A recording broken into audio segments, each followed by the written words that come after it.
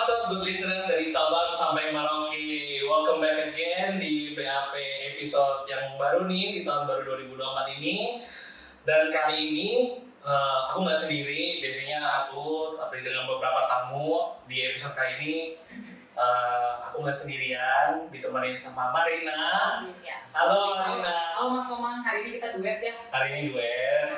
Dan hari ini kita akan ngobrol-ngobrol sama orang penting banget. Orang penting yang pernah punya kesan luar biasa di Balai Besar Kopi Bandung. Iya, pernah mengabdi di sini. Dan yang sudah menyempatkan waktunya di tengah kesibukannya untuk ngobrol bareng kita. Iya, benar Mungkin banget. kita langsung perkenalkan narasumber ya, boleh. yang bakal kita tanya-tanya kali ini. Yang pertama siapa Marina? Pertama ini adalah ibu kita. Jadi dulu siapa coba? Dulu Kabak TU di Balai Besar Kopi Bandung. Dan sekarang sudah menjadi Kepala Balai Besar POM di Jakarta, Ibu Sofiani Chandrawati. Betul. Chandrawati Anwar. Betul Bu? Ya, apa kabar Ibu? Alhamdulillah. Baik Bu, masih semangat Bu? Sudah kegiatan dari pagi Bu? Ya, senang sekali hari ini bisa ketemu teman-teman di sini, ketemu Pak Rahim juga, Teh Uni ya. Benar, jadi reuni kecil-kecilan ibu di sini ya. Terus kita bukan cuma punya satu narasumber yang bakal kita tanya-tanya. Selanjutnya ini ada tamu yang juga lah kalah pentingnya. Ada Bapak Abdul Rahim, dulu juga di sini mengabdi cukup lama ya Pak ya sebagai Kepala Balai Besar POM di Bandung ya Pak ya. Ya terima kasih Pak sudah datang dan bergabung bersama kami ini di podcast kali ini. Aduh, Bapak sehat hari ini? Sehat, alhamdulillah. Alhamdulillah. Senang ini bisa ketemu, banyak perubahan setelah saya tidak di sini, dan terutama bahwa anak-anak AOC ini luar biasa. Ruangannya sudah lebih representatif, bisa dengan program-program saya kira bagus sekali. Iya. Tadi Pak Rahim juga udah bilang tentang ruangannya cukup representatif. Jadi ini Pak, kita perkenalan dulu ya Pak tentang ruangan ini. Jadi mungkin kalau Bu Sofi udah tahu ya Bu ya, tapi kita perkenalkan dulu sedikit tentang ruangan ini. Jadi ruangan namanya ruang rindu. Ruang rindu adalah ruangan di mana AOC itu di sini teman-teman berkumpul, bisa sharing, kemudian berbagi ide-ide kreatif, kadang mau juga sharing knowledge, kadang juga berbagi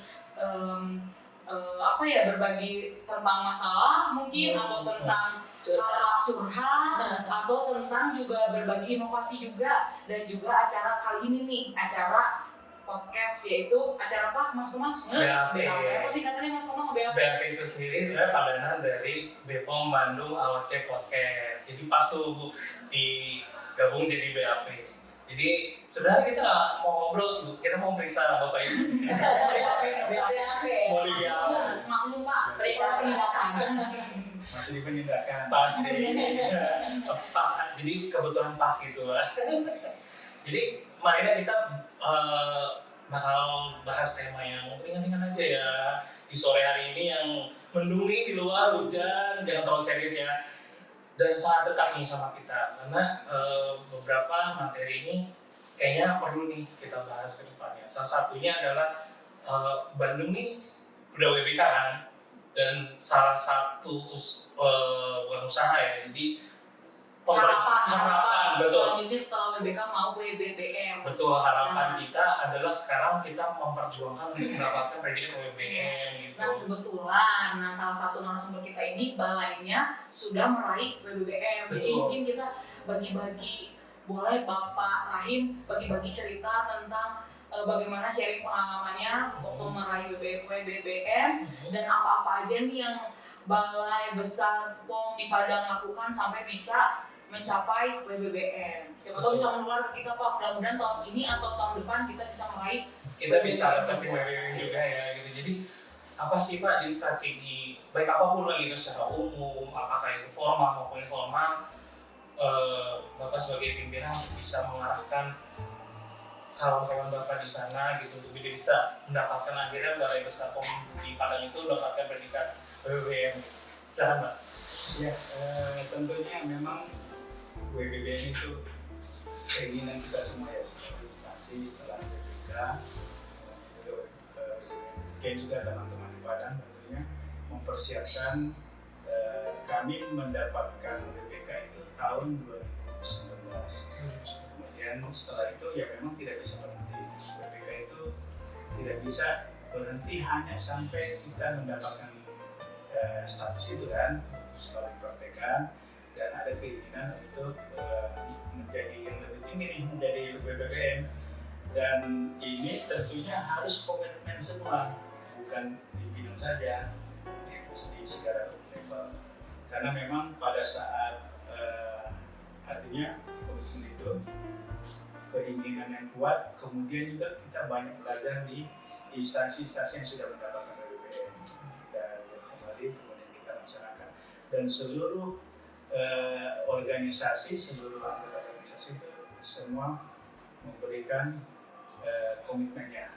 Nah itu cukup ramai juga karena masalahnya di 2021 kan sudah masuk COVID, kemudian juga ada keterbatasan. Tetapi karena keinginan semua, ketika datang tim penilai itu teman-teman itu semua memberikan yang terbaik. Artinya begini, ketika ada yang ditanyakan bukan hanya kepala balainya, bukan hanya manajer mutu atau siapapun di situ, tetapi semuanya. Sehingga ini memberikan kesan bahwa memang praktek zona integritas untuk meraih WBBM ini betul-betul bukan suatu yang ini kepentingan pimpinan saya seperti itu.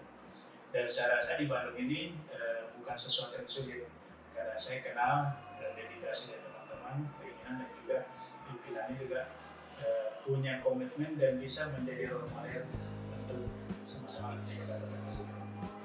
Jadi intinya ya Pak, kalau WBBM itu nggak bisa diraih sendirian ya Pak, nggak bisa pimpinan aja, nggak bisa cuma staff aja, tapi memang harus solid ya Pak. Jadi dukungan semua pihak dari pimpinan, semua staff, semua bagian-bagian punya peran penting buat bisa mewujudkan WBBM ya Pak. Kalau merujuk pada aspek-aspek penting yang akan dinilai itu apa aja sih Pak gitu ketika pada saat itu Balai Besar POM di Padang itu akan dinilai gitu teman-teman. Saya kira ini tidak bisa semacam kita mendapat karena semua yang jelas semua area perubahan harus siap lah. Karena namanya penilaian itu kan bersifat sampling. Jadi boleh jadi yang dihadapi oleh Padang beda dengan yang di Bandung. Tetapi itu semua bukan sesuatu yang sulit. Dan ketika komitmen itu ada dan semua berdedikasi untuk melakukan itu mengalir saja, mudah seperti itu. Komitmen untuk mewujudkan WBBM. Jadi ya itu ya Pak ya benar. Jadi memang semua pihak harus turun tangan, harus aktif. Dan kalau misalnya masalah pertanyaannya mungkin beda-beda tiap balai akan beda apa yang dinilai, tapi selama ada kesamaan, ada satu misi satu tujuan, intinya semua bisa meraih WBBM yang kita harapkan ya Pak ya. Mudah-mudahan kita juga bisa kayak gitu ya. Jadi kita harus solid, harus bekerja sama, mulai dari level pimpinan, memberikan role model, dan kita semua yang di bawah ikut turut serta dalam menjalankan semua program lah biar terwujud WBBM itu ya kan. Jadi mudah-mudahan 2024 ya Pak ya kita bisa WBBM itu seperti apa. Nah itu tadi dari Pak Rahim kita udah nggak dengar tentang kesuksesan dari Balai Besar POM di Padang yang sudah meraih WBBM tadi. Walaupun beberapa tahun yang lalu ya Pak ya. Nah, mudah-mudahan kita juga bisa mengikutinya. Terus tidak kalah pentingnya ada juga prestasi dari balai tetangga nih. Ini mah nggak perlu nyebrang pulau sampai sana. Cuma dekat pakai bus setengah jam. Tentang apa nih prestasi dari Balai Besar POM di Jakarta tentang keterbukaan informasi. Karena di beberapa kesempatan kemarin itu kayaknya kita tuh kayaknya masih agak tertekan gitu dengan keterbukaan informasi gitu, sehingga kayaknya ini kita patut untuk belajar ke balai lain yang akhirnya mendapatkan suatu predikat itu yang keterbukaan informasinya itu bagus gitu Bu. Nah sebenarnya kalau dari Jakarta sendiri itu bagaimana sih Bu mengusahakan instansinya gitu sehingga kasar katanya Bu yang gampangnya instansi BPOM Jakarta tuh nggak beri informasi gitu ke masyarakat. Itu gimana Bu? Iya langsung jawab nih. Terima kasih. Pertama-tama menyampaikan terima kasih atas kesempatannya bisa sharing di sini. Iya sama-sama. Jadi kebetulan Balai Besar POM Jakarta itu pada saat rapat evaluasi nasional memperoleh peringkat ketiga satuan kerja unit yang informatif. Jadi memang saat ini informasi publik itu menjadi kewajiban bagi instansi untuk memberikan kemudahan akses bagi masyarakat dalam memperoleh informasi. Jadi akses seluas-luasnya. Nah kebetulan di Badan POM itu secara terpusat sudah sangat baik untuk PPID-nya, dan Balai Besar POM di Jakarta sebagai UPT tentu melaksanakan kebijakan terkait dengan PPID ini. Jadi kami ada komitmen itu mulai dari adanya struktur organisasi, jadi PIC yang diberi tugas untuk pengelolaan PPID ini, kemudian itu dibentuk oleh SK Kepala Unit, kemudian ada inovasi-inovasi termasuk bagaimana akses masyarakat itu sangat mudah untuk memperoleh informasi dari Balai Besar POM Jakarta, tentunya terkait dengan pengawasan obat dan makanan. Dan kami juga, selain inovasi juga kolaborasi. Jadi kolaborasi dengan pemerintah daerah ya, Pemprov DKI Jakarta. Karena kalau kita sebagai UPT itu kan selain melaksanakan kebijakan pusat juga harus sinkron, harmonis dengan program-program pemerintah daerah ya, di mana kita berada. Nah ini salah satunya adalah menjadi inovasi kami terkait dengan Jakarta 1. Jadi Jakarta 1 itu nanti bagaimana kita berkolaborasi dalam hal data-data yang diperlukan oleh masyarakat supaya aksesnya lebih mudah. Jadi tidak lagi misalnya hanya ada di websitenya Badan POM atau Balai Besar POM Jakarta, tapi sudah ada di websitenya jakarta.id. Jadi terintegrasi ya Bu ya. Ya, seperti itu. Jadi masyarakat bisa mengakses apa saja informasi-informasi yang diperlukan, karena itu ada aturannya juga ya. Jadi misalnya kalau informasi itu ada yang setiap saat harus ada, kemudian juga yang dikecualikan. Dikecualikan itu artinya ada keterbatasan, jadi terkait dengan data-data yang sangat rentan untuk diketahui oleh publik, misalnya seperti itu. Jadi di komitmen dari di Juara tuh memang semua harus komitmen, yang tadi BBM juga harus komitmen, dari Balai Jakarta juga harus komitmen, sama ada tambahan kolaborasi ya Bu. Jadi Inovasi dan kolaborasi. Jadi mungkin itu yang bikin dia punya nilai plus ya Bu ya, Jakarta 1 itu ya Bu ya, jadi nilai plus dan bisa jadi juara dalam keterbukaan informasi publik. Kemudahan aksesnya itu harus dengan jelas terlihat. Jadi misalnya pada website itu ada akses untuk komentar misalnya. Jadi ada tombol suara, misalnya kita masukkan. Itu di subsite Bu atau ya, di subsite.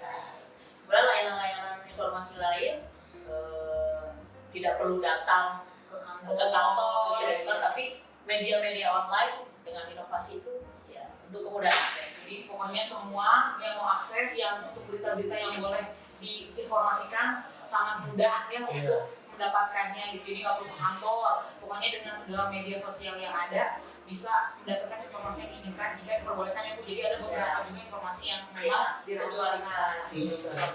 Tapi pernah nggak sih Bu ada yang protes gitu dengan permintaan informasi dari mereka, padahal dari kitanya sendiri udah tidak diperbolehkan nih gitu. Ada protes Bu? Ada. Jadi bukan protes ya, lebih kepada menjelaskan bahwa kebutuhan dia memperoleh informasi tersebut adalah untuk kebutuhan penelitiannya misalnya. Tapi karena PPID ini sudah sangat jelas struktur organisasinya, jadi keputusan itu sampai ditandatangani oleh PPID pusat. Jadi kita ajukan bahwa ini termasuk dalam dikecualikan, kemudian kita sampaikan kepada PPID pusat. Jadi selain kolaborasi, terus apa lagi nih Mas? Komitmen, kolaborasi, dan juga ada ini ya, koordinasi tentunya. Terkait nanti kalau apakah suatu informasi itu dapat diteruskan ke publik atau tidak ya Bu ya. Pokoknya intinya ya kita bertambah wawasan kita terkait kiat-kiat dari sukses story balai-balai yang kita wawancara saat ini Benar. dari Jakarta, dari Padang, Dari Padang. mudah-mudahan bisa menginspirasi kita Benar. untuk bisa juara juga. Jadi biar jangan label juaranya ada ketempel tapi Jangan cuma beneran dapat di juara dinding ya. jangan cuma tempel di dinding doang. Tapi aku mau nanya di satu pertanyaan lagi ke Pak Rahim. Tadi ketika kita sudah bicara apa yang harus kita lakukan, dengan spesifik itu Pak pengen tahu apa sih yang sebenarnya yang harus kita bedakan gitu ketika kita harus menyongsong WBBM ini, ketika kita bicara soal persona ya Pak ya, apa sih yang harus tidak bisa atau kita tidak boleh lakukan atau harusnya kita lakukan seperti itu. Jadi bagaimana gitu untuk menanamkan atau membangun kesadaran gitu Pak. Bagaimana? Dan memang ini memelihara ini kadang lebih sulit daripada mendapatkan. Jadi memang ketika sudah mendapatkan BBM tentunya harus senantiasa diperlukan terus menerus. Dan di sini saya melihat bahwa peran teman-teman dari AOC di Padang ini luar biasa, karena beliau dengan berbagai macam inovasinya, kemudian dengan kritis-kritisnya, kemudian itu menjadi semacam penggerak, kemudian juga semacam memberikan solusi. Ini anak-anak muda ini sekarang AOC ini kan luar biasa ya. Kalau mereka energinya besar tidak dimanfaatkan untuk hal-hal yang positif, akhirnya tidak memberi kontribusi yang maksimal buat organisasi. Jadi dalam hal ini memang kami memberi ruang cukup luas kepada mereka untuk berinovasi, berkreasi, yang tentunya untuk mendukung tujuan-tujuan organisasi termasuk dalam hal BBM ini. Tadi Pak Rahim bahas ya Pak tentang pentingnya peran AOC untuk mewujudkan BBBM. Terus mungkin kita juga mau nanya sama Bu Sofi. Bu Sofi gimana sih waktu untuk meraih juara PPID sampai dapat juara 3? Nah itu peran AOC gimana nih untuk bisa mendukung atau mensupport Balai Besar Jakarta untuk bisa meraih juara? Jadi peran spesifik AOC dalam meraih PPID itu tadi ya. Terlibat Iya. sampai sejauh Terlibat. mana? Iya. Bagaimana gitu Bu? Karena AOC ini kan ya kalau singkatannya agent of change ya, jadi dia yang menjadi agen-agen perubahan kan. Nah inovasi-inovasi ini kan diinisiasi juga oleh AOC. Jadi kebutuhan, karena AOC itu kan dari berbagai kelompok substansi. Jadi kebutuhan di voksinya seperti apa atau di timnya, tim kerjanya seperti apa, kemudian mereka berinovasi untuk merubah layanan, misalnya membuat lebih baik atau mempersingkat layanan seperti itu. Jadi AOC itu punya peran penting untuk melakukan inovasi-inovasi, melakukan perubahan-perubahan untuk jadi lebih baik. Mas Boman benar AOC. Betul, Agen dengan itu Pak. change. Jadi AOC itu nggak cuma sebagai event organizer. Oh iya, mau nanya juga Bu, Pak, kalau di balai-balai Bapak dan Ibu ya kan kalau misalnya kadang-kadang AOC itu identik dengan kata, oh kalau misalnya setiap ada acara, oh AOC aja. Nah kalau di Jakarta atau di mana, image event organizer melekat dengan AOC nggak sih Ibu? Bapak boleh Ibu dulu. Gimana Bu? Sebenarnya bukan melekat, tapi lebih pada kegiatan tersebut inisiatifnya dari AOC, idenya dari AOC, misalnya acara ini ya, idenya itu dari AOC karena timbul dari kebutuhan misalnya, gitu. Jadi jangan dianggap sebagai IO, IOC, IOC kan AOC, IOC. ya, gitu lah.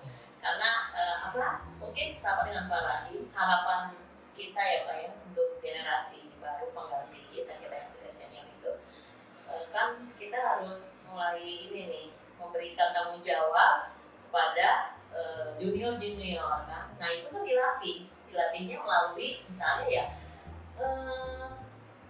menjadi IO juga itu sudah terlatih kepemimpinannya, bagaimana mengkoordinasikan Manajemennya. Iya, manajemennya seperti itu. Jadi anggap itu sebagai latihan. Jadi di balik IO itu misalnya sambilan ya Bu. Jadi ketika bikin acara juga di situ kita mental kita mengatur, terasa bagaimana kita komunikasi itu juga terasah jadinya melalui acara-acara melayani ya. Melayani juga. Terus kalau Pak Rahim gimana Pak? Kalau AOC melekat dengan istilah IO kalau di Padang keliru seperti makanya kalau kami sih memberi kebijakan. Jadi untuk koordinator AOC itu setiap tahun berubah. Itu terus sehingga yang lainnya nanti tidak punya Kemampuan nih Pak. tidak terasah. Tidak terasa. Kita kan tahu kalau tidak diberi kesempatan, sudah jangan saya itu aja. Mantel ya. Lagi. Nah ini menurut saya sangat bagus sekali. Jadi teman-teman dan AOC itu jangan semacam saya kok jadi kena beban terus seperti ini. Tidak boleh begitu karena Sempat kita ngerasain. nah itu tentunya motivasi atau dari pimpinan perlu juga sehingga tidak merasa jadi beban saya beban AOC. Saya kira tidak seperti itu. Ya, karena gimana dulu kan AOC itu lekat dengan pemuda ya Pak ya. Dan pemuda itu biasanya sekarang tuh sudah dominan tuh generasi milenial sama Hampir di kantor tuh generasi milenial sama generasi Z kan. Yang Presentasinya makin banyak. makin bertambah sih. dan ini sekedar informasi aja gitu, generasi milenial dan generasi Z itu lekat dengan kecenderungan stres yang tinggi, Gampang stres, overthinking, overthinking, bahasa zaman now overthinking, gitu. mental health issues. issue. Nah kalau dari Bapak nih dan Ibu yang senior dengan melihat adanya zaman now dengan begitu besarnya problematika yang sekarang tuh gimana nih, karena mungkin bisa menjadi suatu pesan nih buat kita sebagai pemuda-pemudi di sini untuk bisa lebih lebih strong, gitu, lebih punya mental positif kali gitu, gimana? Ya itu memang perlu dikelola ya, jangan sampai terjadi kejenuhan seperti itu. Tapi perlu diingat bahwa yang namanya problem itu setiap generasi pasti mendapatkannya, termasuk kami juga yang lebih senior-senior seperti itu. Tapi untuk salah satu supaya kok ini jadi kayak sesuatu yang jadi harus diingat kembali bahwa tujuan kita ini apa. Tujuan kita sehingga ini ketika ada problem, ketika ada masalah, ini sebenarnya bagian pembelajaran untuk mencapai tujuan yang lebih baik seperti itu. Tujuan yang baik. Jadi melihat problem itu jangan sebagai problem ya Bu, Pak ya. Jadi sepotong-sepotong. jangan melihat problem sebagai problem, tapi membuat kita menjadi lebih baik ya Pak, betul Pak. Nah mungkin kalau dari Ibu sendiri gimana Bu, nasihat buat kita Bu, kayak anak-anak muda yang dikit-dikit stres gitu. Mental tempe. Gagalnya tempe, Ya. makan tempe boleh, mental tempe jangan gitu. Kalau saya mungkin karena perempuan ya, jadi pendekatan itu adalah pendekatan ibu ke anak. Jadi bagaimana kalau ibu ke anak itu kan bukan ini ya, sayang kemudian melihat kebutuhan mereka apa, pendekatan kita seperti apa gitu kan, karena beda-beda. Mungkin di antara teman-teman milenial sendiri juga Gen Z itu beda-beda juga kebutuhannya kan seperti itu. Jadi mengutamakan work-life balance-nya seperti apa. Kemudian kami juga menyediakan sarana-sarana seperti ini, tempat untuk menyendiri misalnya, kalau ingin curhat dengan teman seperti ini itu sangat bagus juga menyediakan seperti itu. Tapi yang lebih penting adalah peka terhadap apa yang terjadi dengan ini anak-anak kita gitu. Kalau pendekatannya orang tua kan seperti itu, jadi inginnya seperti apa gitu sih. Jadi rasa kepedulian ya Bu ya. Pendekatan seperti ke anak ya Bu ya. Jadi karena untuk saya mungkin cara ngedeketinnya kayak gini, tapi ke Mas Komang nggak mungkin cara yang sama gitu. Untuk bisa mengerti dan memahami kita. Benar. Kalau sama mereka mungkin bisa sama pemain kalau. beda cara. Iya. Banyak timbangan ini ya. Kita kemarin tadi udah agak aduh ini sore gimana ya, kayaknya udah pada letih lesu ini, tapi memang beda sih karena kita bicaranya sama kepala-kepala balai, walaupun sore-sore gini tetap menginspirasi dan memotivasi kita. Jadi di tengah kita udah kayaknya jam 5 apa masih pada sanggup, ternyata masih dan kita masih banyak banget dapat insight-insight baru dari Bapak sama Ibu. Terima kasih banget Ibu dan Bapak telah meluangkan waktunya di tengah jadwal yang padat dari pagi sampai sore, terus sama kita digangguin lagi buat wawancara ini. Makasih banget nih sudah meluangin waktu di sini Pak Rahim dan Bu Sofi, udah mau nih diperiksa ya sama kita ya. Saya terima kasih juga ini mendapatkan pengalaman dengan adik-adik luar biasa ini dan ingat selalu lah bahwa apapun yang kita lakukan ketika itu memang kita niatkan baik, itu menjadi bagian investasi kita untuk lebih baik ke depannya seperti itu. Betul, Iya. betul. Amin, amin, amin, amin, amin. Karena podcast pun menjawab tantangan juga ya Pak. So, Iya. ada lagi nggak mau ditanyain? Banyak sih, cuman masih Banyak. kecil dulu. Cuman kayaknya Bu, Bapak sama Ibu sampai kapan di Bandung nggak, Bu? Rahasia deh, nanti digabungin lagi ya. Nanti suatu waktu kita bisa gangguin lagi. Nanti boleh ya Bu, Pak, kalau kita minta insight atau ngeganggu Bapak Ibu terkait apalah tentang minta masukan atau ide, boleh Bapak Ibu ya. Apalagi pengalaman untuk khususnya untuk WWM dan PPID ya. Banyak banget nih, Bandung juga harus banyak belajar gitu. Nah, Dan Bapak Ibu ini bagi kita tuh seperti orang tua kan, jadi kita mendapatkan ilmu baru, wawasan baru, membuat kita jadi lebih, mudah-mudahan bisa sesukses Ibu dan Bapak juga. amin. Sekali lagi terima kasih buat Ibu dan Bapak. Kita So, gimana Mas Soman? stay tune di episode BAP selanjutnya. Dan apa Marina? Sekarang jangan lupa tetap cek kemasan, label, izin edar, dan kadaluarsa. Sampai jumpa di BAP selanjutnya. Dadah! Dadah! We're signing off and cheerio!